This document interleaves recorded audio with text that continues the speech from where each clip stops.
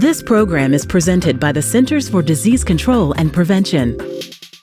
It's fair to say that most of us don't expect to get cancer.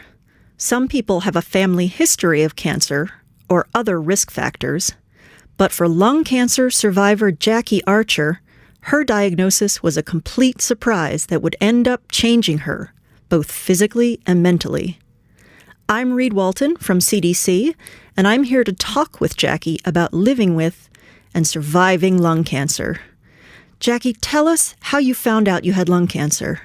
About 11 years ago, I was in a car accident and taken to the emergency room. The doctors started tests on me right away, and during a scan, they found a mass in my right lung the size of the doctor's fist. 2 days later, I was told that I had lung cancer. Without a doubt, the car accident saved my life. Otherwise, you might never have known about the cancer. Exactly. At first, when I got the news, I was wondering if they were talking to the right patient. I had never smoked a day in my life, and my parents never smoked either. It's true that anyone can get lung cancer. Smoking is the #1 cause of lung cancer, and it's also possible for people to get lung cancer from secondhand smoke. There are other, less common causes for lung cancer, like radon, which is a naturally occurring radioactive gas. Yes, I had my home tested for radon, and it came back negative.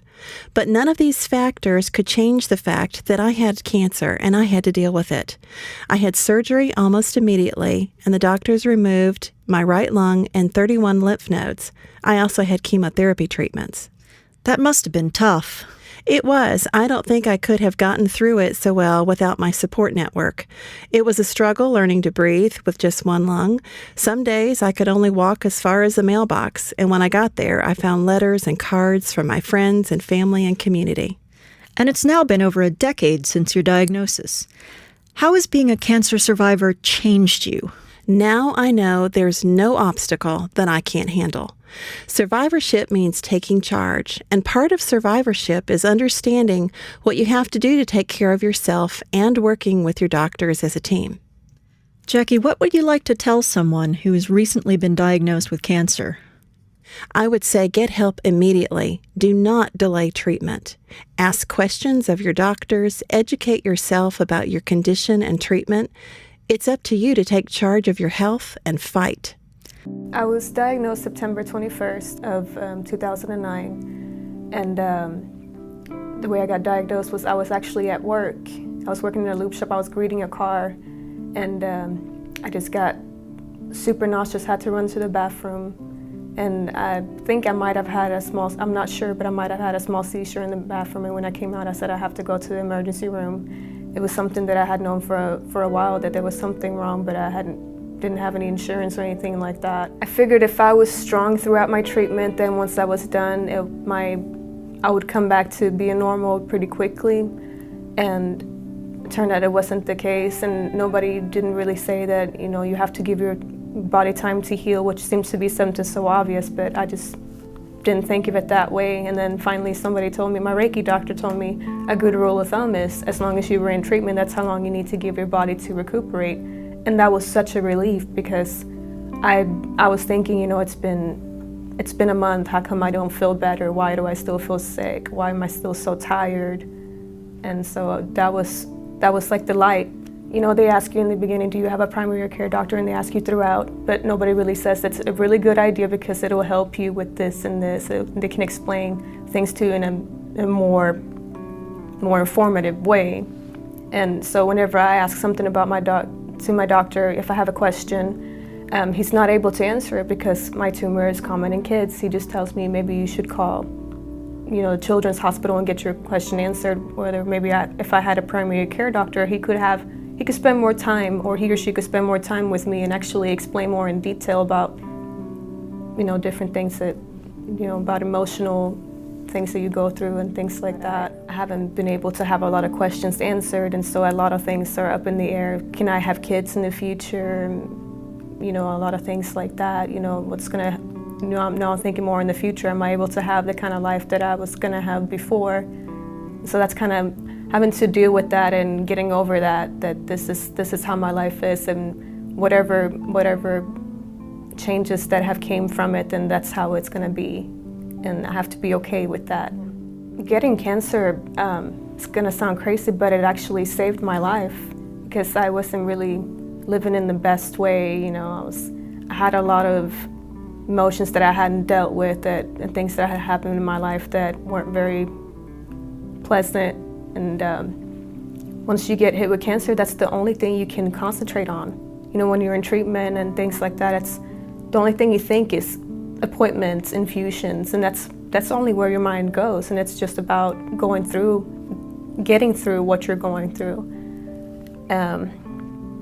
I've learned to be patient, which I was never before. I've learned to be stronger. I've learned I've always wanted to be really independent. That's always been what I've been so proud of. And to have to be dependent on somebody else, it kind of humbles you in a way. So I've learned so much from getting cancer. 13 years ago, I thought I had my life planned out. I was happy. I felt healthy. I truly believed I had it all. One day, a doctor I had gone to for no apparent reason discovered a lump in my breast. She immediately referred me to a surgeon for a biopsy. I believed it was absolutely nothing. It wasn't. The pathologist's report was crystal clear. I had cancer. At 26, I was a stage 3 cancer patient. I had every treatment imaginable. I underwent a modified radical mastectomy, endured 6 months of chemotherapy, 33 sessions of radiation, and 5 years of hormonal therapy. When you are first told you have cancer, your mind goes on overdrive.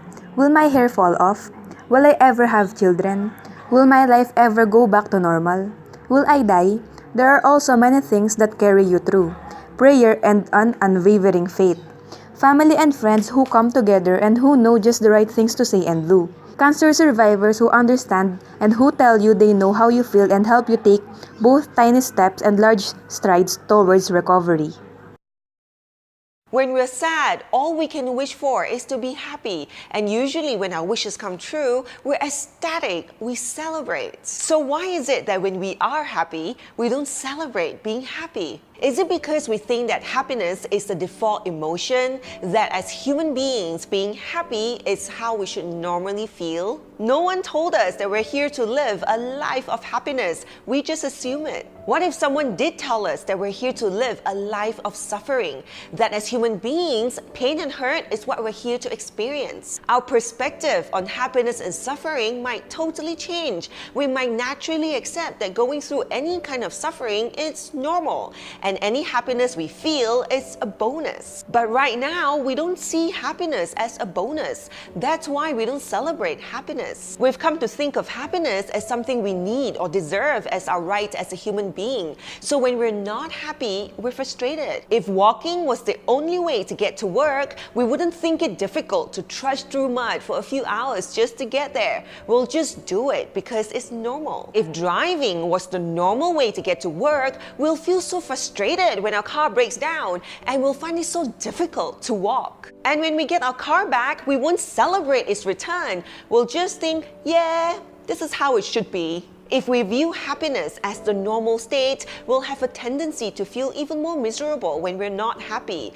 because our problem is compounded by the fact that we are not feeling normal. I'm doing all the right things, so why can't I be happy? We can choose not to see pain and hurt as misery, but to see it as merely an experience. Happiness is also merely an experience, and experiences pass. Positive and negative emotions, happiness and suffering, they all pass. We accept them and we equip ourselves to be strong and to be ready for the time when suffering comes around, and to be present and to be grateful for happiness when it is present. We learn to be content with all experiences, not having animosity towards suffering nor an attachment to happiness.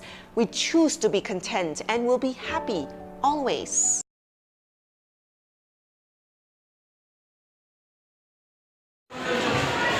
Ano nga bang kamatayan para sa'yo?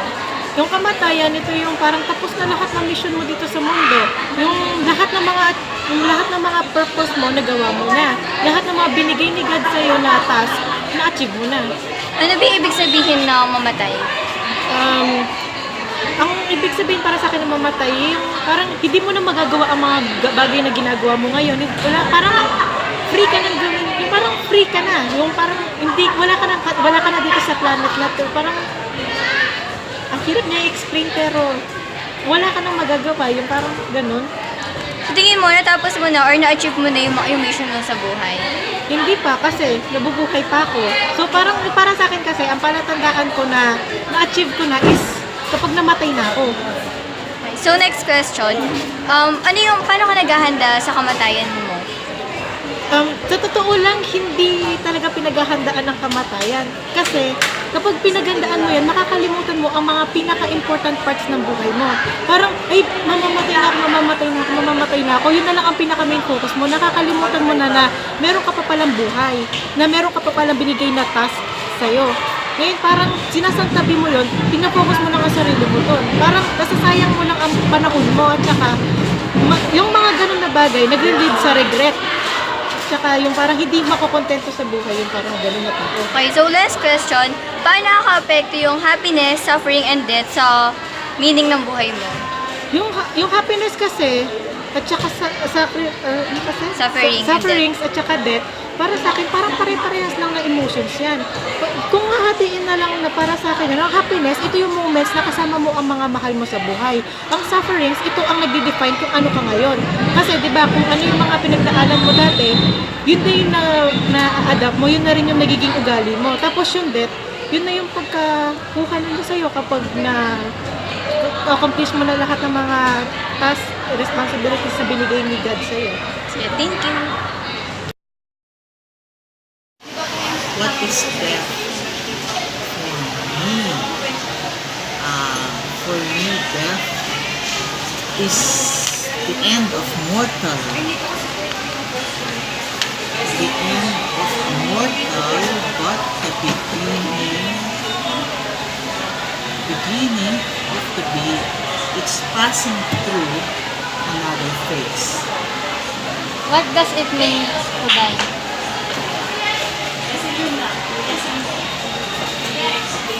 Dying is leaving the people close to you,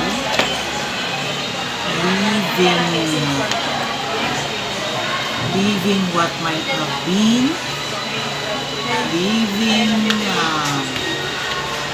your legacy, leaving your footprints. And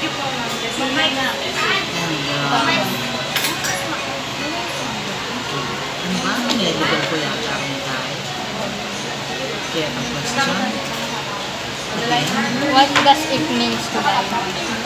what does it mean?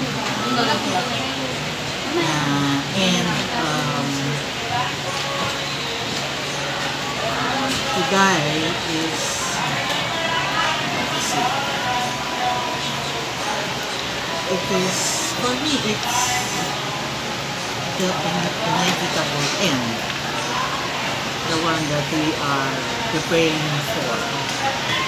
Do you think that you already achieved or finished your mission in life? I do not know. I'm still trying to ask God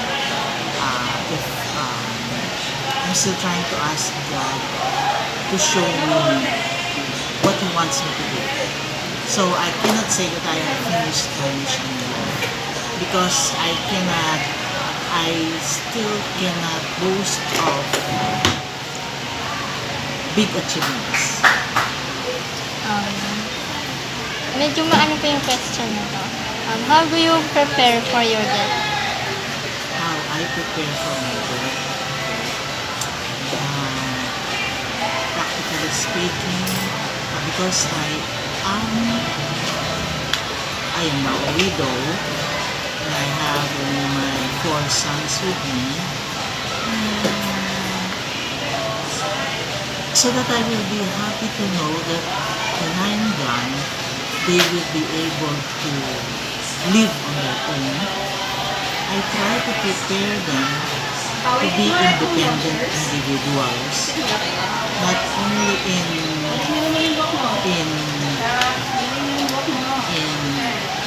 running a home or that.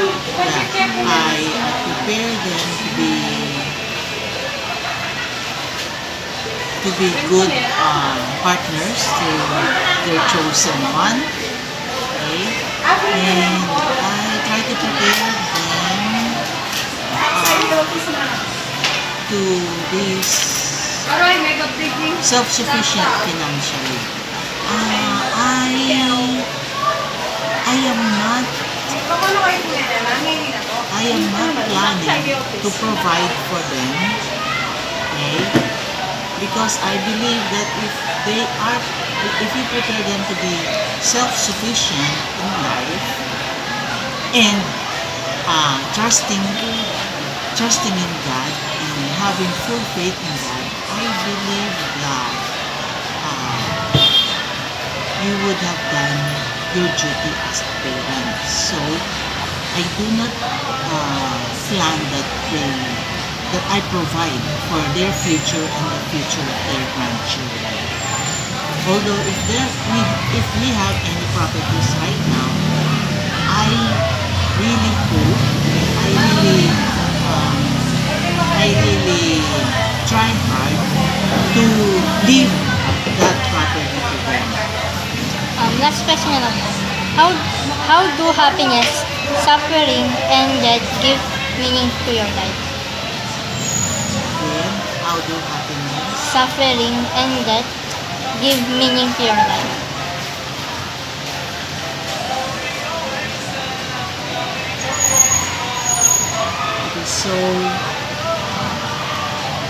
it is so hard to say what meaning death gives to my life, because I just lost my husband a year ago, and I am searching for the meaning of why he cannot be with us while some people are getting old. Although I always tell myself that God has planned for all of us. Right? I always try to believe that. But sometimes to say the truth, I do question as to why this God so slow. And then what does suffering, okay, as I read in a book, suffering or pain makes us see the beauty of happiness, makes happiness more meaningful. Suffering, because it shows you what pain is, you really get to appreciate what happiness and joy is. What is death for you, sir? So death, kamatayan. So death is just another part of life, because in death there is life. If you die here, there is a possibility that there is life after death. Death is just the end of physical suffering. But what lies ahead after death, that we don't know. If we will suffer again in the next life, or we will have an eternal life. Do you think that you already achieved or finished your mission in life? So we can never know if we have achieved or finished our mission here until God calls us, because I firmly believe that God is like a teacher giving out a test. A teacher will tell you, finish or not finish, pass your paper. So wala kang magagawa kapag tinawag ka na. At doon mo lang malalaman na tapos na ang oras mo. What does it mean to die? So what does it mean to die? So there are two kinds of death. Death while you are alive, or death na pang ano na, permanenteng kamatayan. So death while you are alive, that is the most tormenting one. Mahirap yun. Na day after day, that, for example, you have a broken heart, day after day, that broken heart that you think that will kill you will not kill you. pinapahirapan ka lang until eventually you will suffer the physical death. How do you prefer for your death? How do I prepare for my death? So, I believe in que sera, whatever will be, will be. So, just follow the commandments of God, do good, and just enjoy life because you will never know when the final goodbye is. Hindi natin alam, mamaya pagkatapos ng interview na to, isa sa atin o ako, mawawala na. And last question po, how do happiness, suffering, and death give meaning to your life? So happiness, suffering, and death. So in death, there is happiness. Why? Because it only means that your suffering on earth has ended. And when somebody dies, or somebody dies early, it only means that according to the Bible, kinuha na sila ng Diyos kasi ayaw nilang mapasama pa sila. Para preserve yung kanilang kabutihan, kinukuha na sila ng Diyos. Yun. So, in that, it should be met with happiness and dancing, and it should be joyful kasi you would be one with God. Makikita mo na siya. Yun.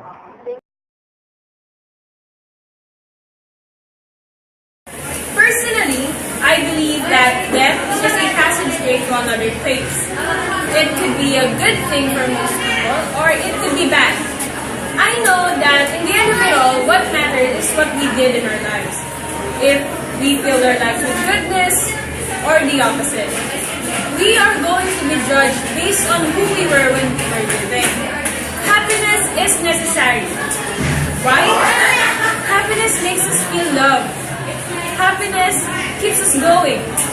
It's this gasoline that keeps on burning whenever we are happy, whenever we want to do something. It's what keeps us alive. Now, of course, there's always be something that's quite the opposite. Now, we experience many bad things, and I think that's just because we will appreciate happiness better. If we never felt sadness, then how would we know how genuinely happy we are? If we have never felt hate, how would we know when we are in love? If we never felt such things, then we'll never truly understand nor value the positive things in our life. It is only needed to appreciate everything as long as we are living. Just always remember that we are all going to die. There's no exception. Now make your life count. You only have one. Now do your best in being the best person there is. Death is a reality we can't escape. Through death, we can appreciate our lives more. For me, happiness and suffering both define the meaning of our existence. Experiencing happiness and overcoming suffering means we are strong enough to take risks and live our lives in the best possible way that we can. And also, amidst all the negative ideas about death, death itself should not be feared. Contrary to what others believe, death is not the end of life. Thus, it can be considered as a stepping stone to start anew. Death is a natural event that will happen or may happen to a person. It is unpredictable because you will not know when or where will you die. Happiness and suffering is a part of death. Happiness is bringing good vibes and accepting things, while suffering is undergoing struggles and problems in our life. So don't be afraid to die because it is a natural thing that may happen to us. Just accept the fact that we will die. For me, I believe that death is something we can easily predict. It will happen when you least expected it. And I think death is also a beautiful thing because you will experience an eternal life. And I also believe that death is not the end, but the beginning of a new journey. And personally, I believe that without suffering, you will not experience the meaning of true happiness. And if you do not undergo any hardships or suffering, you would not appreciate the success you achieve. And well, death teaches us to do the things we want to do because we only have a limited time. And knowing that we will die one day motivates us to strive harder for us to leave behind a legacy. People are afraid to die, and maybe it is because we still have things to do. Or to put it simple, they are not yet ready. But we shouldn't be afraid of death because it is normal, and we already know that we will eventually die. And I think this step makes us realize many things. One of this is that we should live our life to the fullest, because we will only be given one life. And so do not let others control your life, and never give up on the things you want to do. Because once we die, we won't ever get a chance to do the things we want to do. Inevitable. Everyone who possesses the breath of life will face death eventually, because it is the counterpart of life. Life and death are the two sides of our lives. Just like a coin have different two faces. They are different but somehow connected. Things except that itself that we cannot escape no matter how hard we try. It is experiencing both happiness and suffering. These two words give meaning to our lives in a way that it helps us to become stronger. The idea of death should be embraced wholeheartedly because it is part of our living our lives. Though other people think or view death negatively, the fact that knowing how limited our time in this world gives us the thrill of living our lives to the fullest.